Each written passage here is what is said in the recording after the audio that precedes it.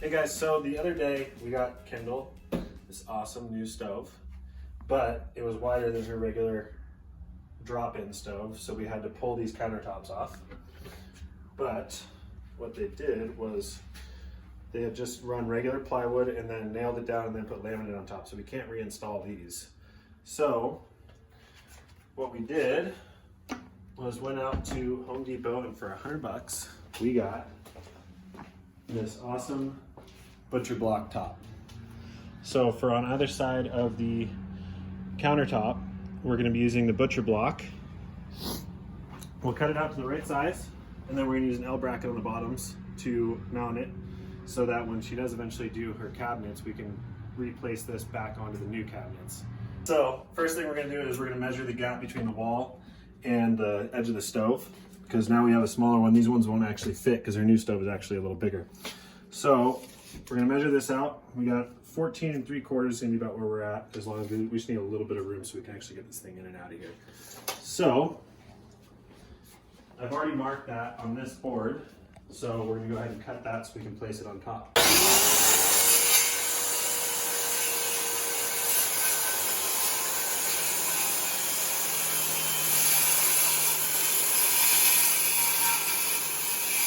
First one in, just checking fitment, make sure it looks good, and it looks a lot better than this old laminate. So the next one, we'll go over how to measure it. So we're going to measure off the edge of the stove, give a little bit of gap because you want a little bit of play, and then to where you want the counter to. So we're going to measure that up to about 16. So we'll go out here and we'll mark that off. Just off the edge, the clean edge, on either side.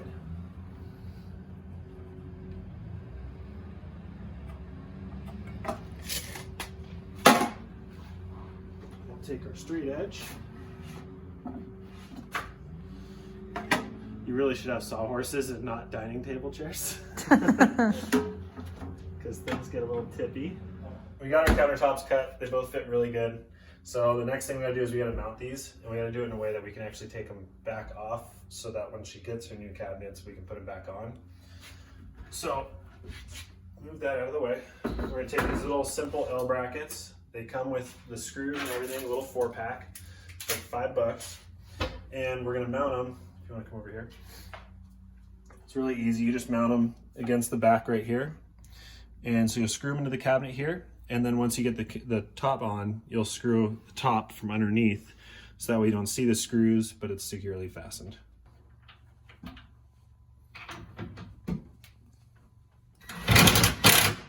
Now that we have the corner mounts all mounted up in here, well, what we'll do is we'll place the butcher block right on top of there, line everything up, make it all nice and square, and somehow squeeze inside this little cabinet and screw the butcher block in from underneath. Because it's such tight quarters in there, it's really hard to get the screws started. So what we did was we mounted it up exactly how we wanted it, and we took the pencil and went up from underneath, stuck it through the holes that we want to drill through, and marked the butcher block so we know where to put the screws. And then we're going to come on here and we're going to pre-drill the screws, and then that way when we set it on, they go in a lot easier.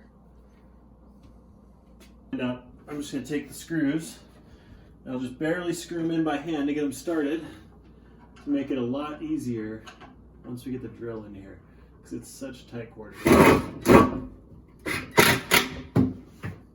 little bit extra butcher block left, and we had some nasty stuff from peeling off our old backsplash. So what we did was we cut it the same size as where the original backsplash was. We took a sander and sanded down all the edges so it looks nice and clean, like the rest of the butcher block on the counter and everything. All you got to do is we just line it all up. We're going to put it right on here, make sure everything fits right, and then we're just going to take a couple little dabs of liquid nail or glue. We're only going to use a few because this is eventually going to come back off again. And you put it right behind it, stick it into the wall. And then the last step, all you have to do is use some nice mineral oil to seal it all together. The final step, once you have all this installed and everything's nice and set, is to first kind of get off any dust or dirt. And then you're going to take some mineral oil, and it's easier to warm it up a little bit because it'll soak into the wood a little better, but you need to seal the wood. So we got a little bit of mineral oil, we're just heat it up, and we're just going to dump a little on. So the wood soaks it up, and I'm going to take this rag and rub it throughout the wood. Give it a nice, even seal. We just got done sealing it all with mineral oil, just a little microfiber towel, and warm it up and put it right, dump it right on, and then just rub it on until you get a nice even coat. And if you come over here, you can see now it's got a little more depth to the wood. You can really see the texture, and this will actually be safe to eat on. You can even cut your food on there if you really want to.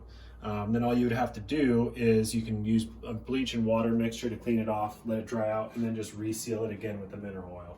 So that's all done. $100 countertop reinstall here.